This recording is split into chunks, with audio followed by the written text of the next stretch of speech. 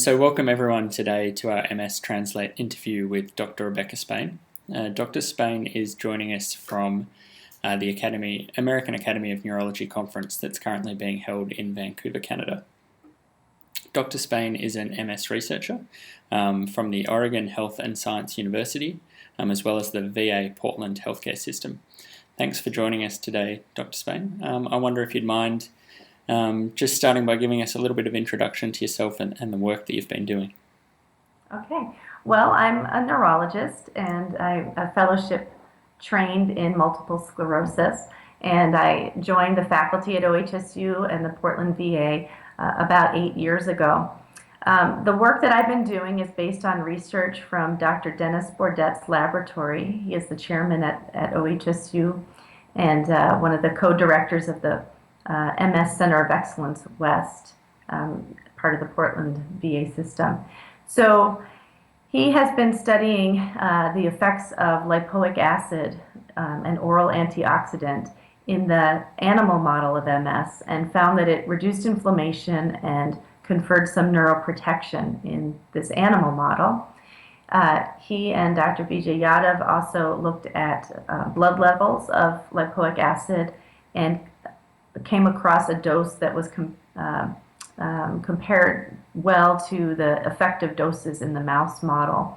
Also found that it was safe and tolerated in people with MS.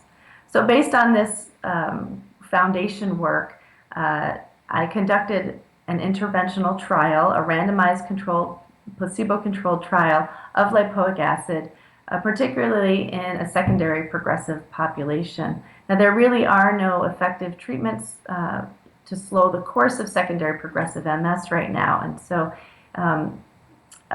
this is an area that I would really like to focus my research on. So we conducted a 96-week interventional trial of lipoic acid, 1,200 milligrams daily versus placebo. We had 51 participants in the study. 27 were on lipoic acid and 24 were on placebo. We had only 5 dropouts during the study, which is a very good retention in a study. And overall the medication was safe and tolerated. Now, our primary outcome for the study was to look at whole brain atrophy. This is currently the gold standard outcome measure in progressive MS trials. And so this is what we used as our primary outcome for lipoic acid. And at the end of 96 weeks, there was a significant reduction in brain atrophy in the lipoic acid group. It was highly statistically significant, and so we fulfilled our primary outcome. We also looked at clinical measures as well, the neurologic exam, walking speed, quality of life, and cognition. The study was really too small to fully answer the question whether or not lipoic acid provided any clinical benefit. However, there was a trend towards improved walking speed in the people on lipoic acid and fewer falls in the people on lipoic acid. So it's possible that with a larger study or a longer study, we would be able to determine if there was a clinical benefit as well as the reduction in whole brain atrophy. So we were quite excited by this outcome and look forward to confirming these results in a larger trial that can then answer the question whether or not lipoic acid, in addition to reducing brain atrophy, improves clinical outcomes. Okay, fantastic. Yeah, and I think it's really important that to have those both arms in terms of the outcomes that you're looking at, because oftentimes we have one or the other when we're doing research, but to look at both the effect on atrophy, but as well on the effect of things like quality of life, it is really important and a really good part of the study, I thought, when I read it. Well, absolutely. I think any MS medication, we first look at MRI surrogate outcomes, but ultimately, if we think it's going to be effective, people have to feel better when they take it. Yeah, certainly. So do you have any idea as to how the lipoic acid may be working to have this effect? There are some ideas. It's an antioxidant, and it's a key cofactor in an enzyme that works in our mitochondria. So the mitochondria are powerhouses of the cell and produce energy for the cell. And there's evidence that mitochondrial failure is part of the process of progressive MS.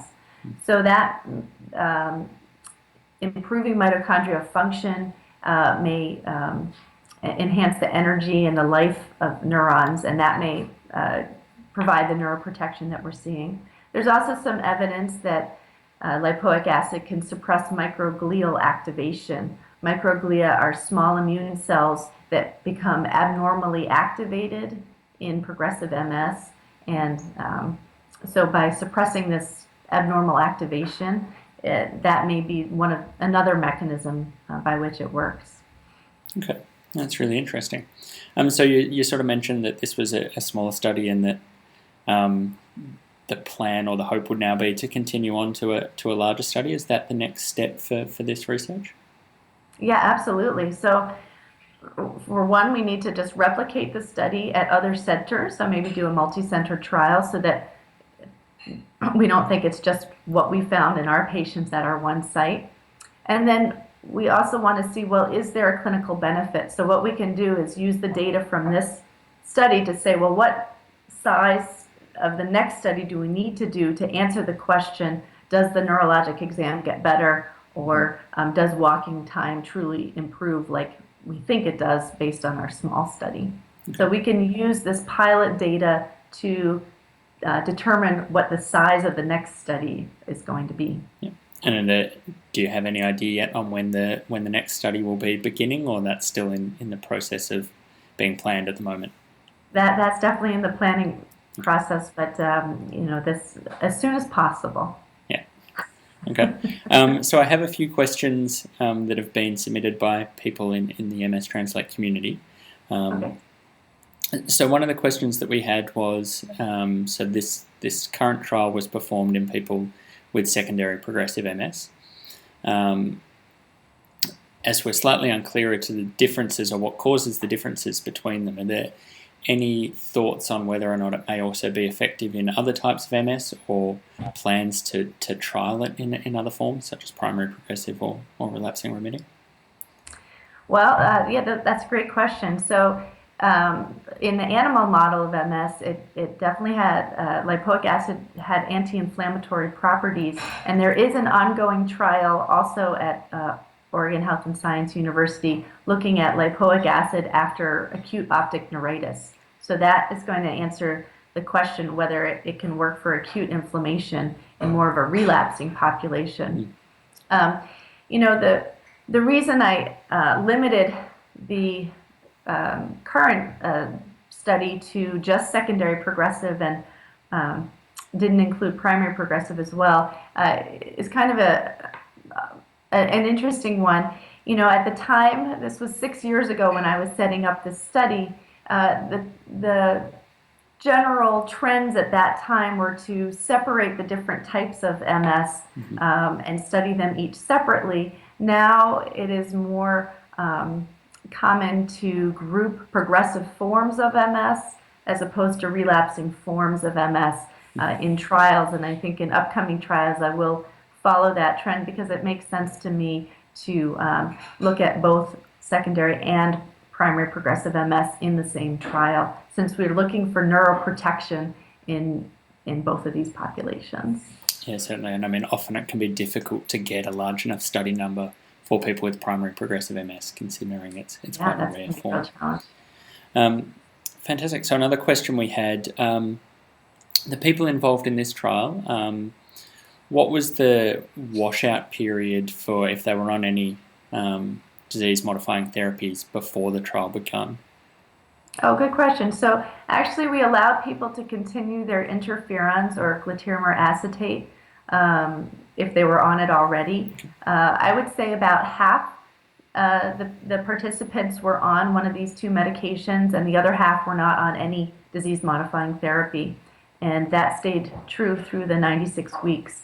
Interferons and glutamer acetate have not been found to be particularly effective in a secondary progressive population, so we didn't think that would end up confounding our results in any way. Okay. And the next question we had was based on the safety. So there were a few adverse events reported throughout the 2 years, but generally reasonably moderate, and I think it was only a very small number who dropped out due to adverse events. With things like infections and gastrointestinal problems throughout the time of 2 years, the question was, these are things that can sort of come up naturally in people anyway. Was there any way of knowing whether or not those events were directly related to the lipoic acid, or were they just separate and things that just happened as a natural event during the course of the trial? Yeah, well, absolutely. So we looked at the total number of adverse events, which were a little bit higher in the lipoic acid group, but not statistically different from the placebo group. Mm-hmm. And then we looked at a breakdown of each category of events. So for instance, infection rate was the same in lipoic acid as placebo group. So when they're the same, we don't think that there's any increased risk of infection or decreased risk of infection with one versus the other. The areas where there were significant differences between the groups, the lipoic acid group had more stomach upset, some nausea, stomach upset than the placebo group. And this is a well-known adverse effect of the lipoic acid, and has been reported in our previous trials at OHSU and also in other studies of lipoic acid. I should back up and mention lipoic acid is actually used as a treatment for diabetic neuropathy, particularly in Germany. So there have been safety studies done already on lipoic acid, and overall it's been determined pretty safe. So there was more stomach upset with the lipoic acid, and we advised people to take it with food or split up their dose into a morning and afternoon dose if they needed to. The other place where there were significant differences were falls, and in fact there were almost half as many falls in the people on the lipoic acid than the people on the placebo. Again, this was unexpected, and this is why we have to repeat these trials to see whether it was just one of those statistical flukes or whether there truly is some benefit to reducing falls with lipoic acid. As far as serious adverse events, and by serious I mean that people had to be hospitalized or we even withdraw from the study because of another medical condition, there were similar numbers in both groups, but there were a couple that were concerning. There was one person who went into kidney failure, and there was another person who had a new diagnosis of glomerulonephritis, which is another kidney disease, just in the lipoic acid group. Again, we don't know if it's just a fluke that happened or whether this is truly due to the lipoic acid. This is definitely when you need to have a larger trial to determine the long-term safety of it.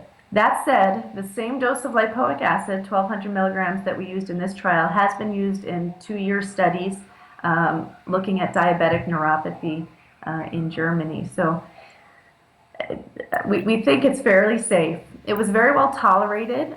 People took their medicine as prescribed. There was people over 80% compliance with all participants. So in general, I'd say it was well tolerated, and people didn't have problems taking it every day. Okay. And those kidney problems you described, they weren't seen in the German study at all? They were not seen. No. Okay. Well, I mean, it's good news, and it's good that it was quite well tolerated across the time of the study, because that's obviously going to be something that people with MS are particularly interested in if they're going to take part or take this as a potential therapy. The last question that we have is based on obtaining lipoic acid through the diet.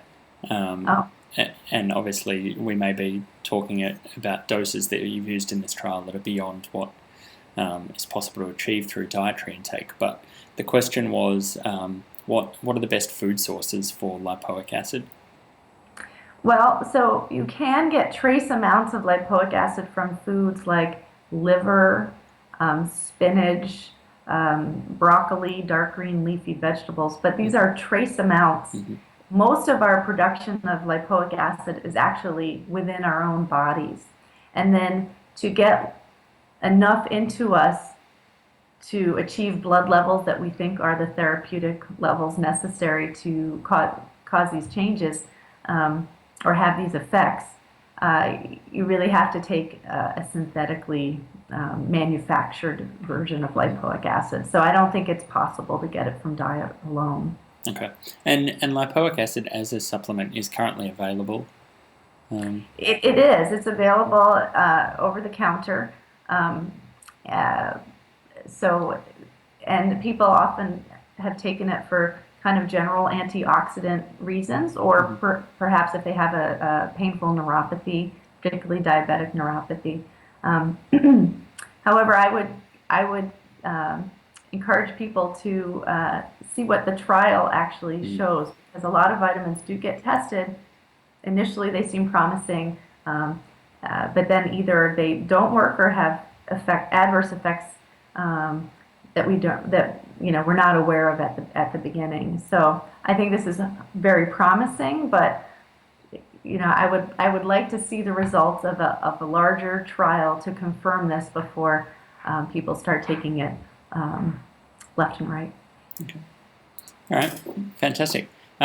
Look, as you're at the conference and a few days in, as we discussed before, we thank you very much for taking the time at the end of what is no doubt been an exceptionally busy day to talk to us.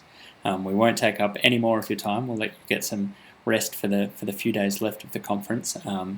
But once again, thank you very much for taking the time to talk to us today. We very much appreciate it, and I'm sure all of the people with MS, part of our community, will appreciate it as well. And we'd like to wish you luck for all of your future research.